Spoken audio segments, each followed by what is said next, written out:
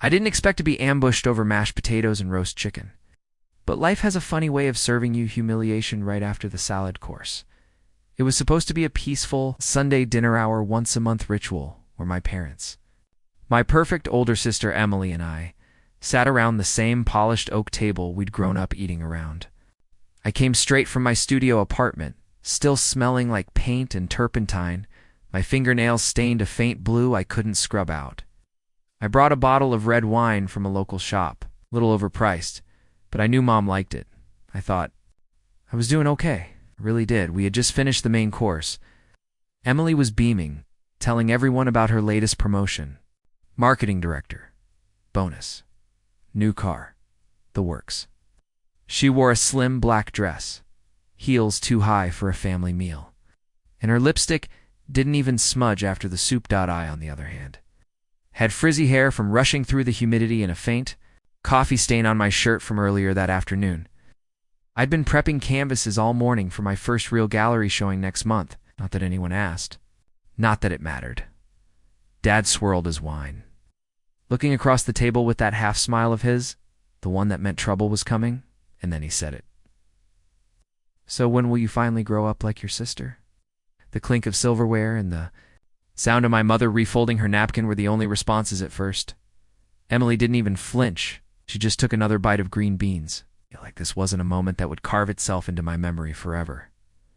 I looked at him, my father.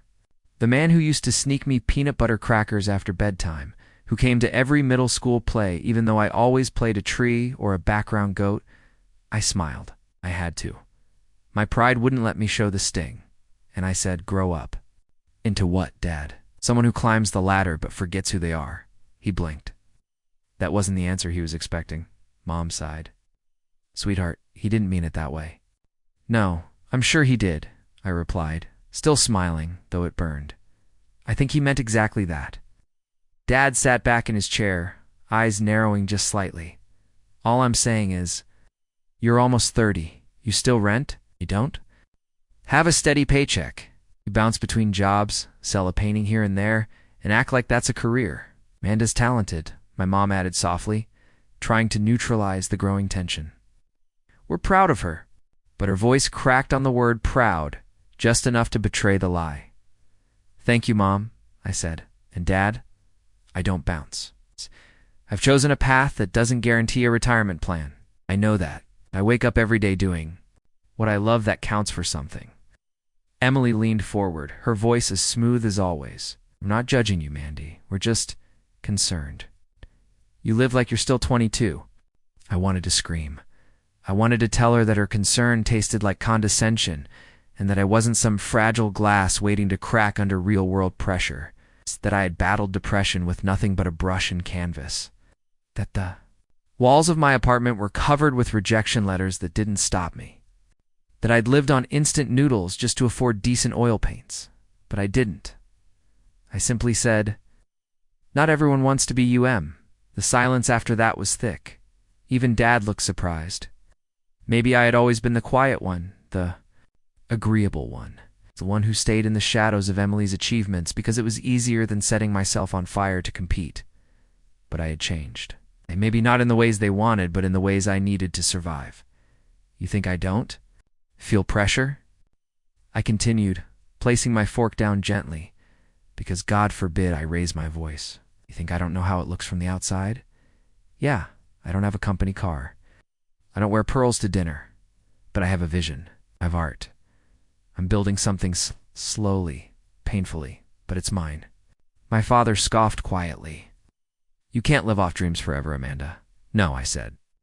But I'd rather live broke, chasing something real, than rich, pretending I'm fulfilled. And then I stood up. I wasn't hungry anymore. Mom reached out. Please, don't leave angry. He didn't mean to upset you. I'm not angry, I lied. I'm just tired. Tired of pretending. This version of success is the only one that counts. You want me to be more like Emily? Fine, but only if she's willing to be more like me. Give up security. Risk rejection daily. Create something that might never pay off, and do it all while being called immature over Sunday roast. Emily looked down, and for once said nothing. Walked toward the door. grabbing my denim jacket off the back of the chair. The bottle of wine I brought sat mostly untouched on the table. I wanted to throw it in the trash just to spite them, but that wasn't me. I was the artist, not the arsonist. As I reached the doorway, Dad finally spoke.